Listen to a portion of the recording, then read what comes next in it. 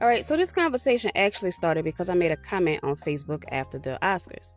People were talking about the numbers and the history of black actors winning major awards, and I made the comment that sometimes it feels like we're begging for validation from institutions that historically haven't recognized us fairly. Now, let me clarify something, because a lot of people responded to that. When I say begging, I'm not talking about begging in the literal sense. I don't mean on your knees crying or anything like that. I mean begging in the loosest sense of the word, like continuing to go back to the same institutions looking for recognition even when the history and the numbers show a pattern. And to be clear, that's my opinion. I'm not here to force anyone to believe what I believe. I just wanted to look at the facts together, because when I made that comment, people wanted to know what I meant. So instead of arguing opinions, let's look at the history. The Academy Awards started in 1929, but it took 35 years before a black actor won Best Actor. That moment came in 1964 when Sidney Poitier won for Lilies of the Field. Since then, only a handful, and I mean a handful, of black actors have won that award. And that includes Denzel Washington, Jamie Foxx, Forest Whitaker, and Will Smith. And now, in 2026, Michael B. Jordan joined that list after winning Best Actor for his role in Sinners. That makes him the sixth black man to win that category. But this conversation isn't just about men. It's about black actors overall. In 2002, Halle Berry became the first black woman to win Best Actress. And even when Halle Berry won in 2002, there was controversy surrounding that moment. Some people in our community question why that particular role was the one that finally earned her the award after so many strong performances earlier in her career. But that's a whole nother conversation for another day. What we do know is this: since 2002, no other black woman has won Best Actress. Now, if you expand the conversation to supporting roles, more black actors have been recognized over the years. Actresses like Whoopi Goldberg, Monique, Lupita, and Regina King have won supporting Oscars. And actors like Louis Gossett Jr., Cuban Gooding Jr., and Morgan Freeman have also been recognized in supporting roles. But when people talk about disparities, they're usually talking about the leading roles, the biggest awards. And when you look at those numbers, it's hard not to notice how rare those moments have been. So let me give you a little comparison. Think about somebody like Bill Belichick, the longtime coach of the New England Patriots. Most people agree he's one of the greatest football coaches of all time.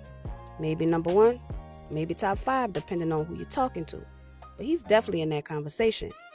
Belichick has 8 Super Bowl rings, 6 as a head coach, and 2 from earlier in his career as an assistant coach. Recently, there was a big controversy because Belichick reportedly fell short of the votes required for a first ballot induction into the Pro Football Hall of Fame, class of 2026, missing the 40 out of 50 committee votes that he needed. And people were upset. Fans, media, and former players started asking questions about the voting process and how someone that accomplished could fall short. But here's the thing. Nobody suddenly said Belichick isn't one of the greatest coaches anymore. They said he got snubbed. And that's the same word actors often use when they talk about awards. So yes, 2 things can be true at the same time. Awards don't define greatness, but fair recognition still matters. Now, I'm not saying every black film deserves an award, just like I'm not saying every white film deserves an award. But we're talking about quality performances and quality films that many people believe deserve recognition. And when those moments keep being rare, it raises questions. And if we're talking about culture and entertainment, we also have to be honest about influence. Black artists and creators have been the prototype for a lot of modern entertainment, from music to fashion to film.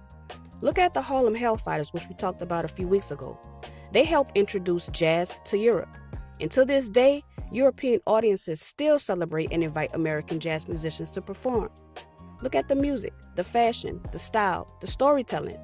So when a culture has that much influence on entertainment, it can feel disheartening to see that only 6 black men have won the biggest acting award in nearly a century.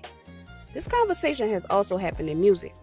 For example, Beyoncé is the most awarded artist in Grammy history, yet she's never won an Album of the Year award. And historically, when black communities felt excluded from institutions, we created our own spaces. That's why historically black colleges and universities exist. And that's why organizations like the NAACP started the Image Awards. Tyler Perry often talks about this idea. Sometimes, instead of waiting for approval, You got to build your own lane. And Nina Simone says, you have to learn to leave the table when love is no longer being served. And at the end of the day, awards can recognize greatness, but they don't create it. Black artists have shaped culture for generations, whether a trophy was handed to them or not. But when you look at the history and the numbers, it's understandable why some people ask questions about recognition. So now, I want to ask you the same question that started this whole conversation. Do you think continuing to go back to these award shows is just part of the industry? Or do you think in some way it feels like we're institutions that we're begging for their validation? And should artists keep supporting these awards? Or should the industry start focusing more on building and supporting its own? What do you think?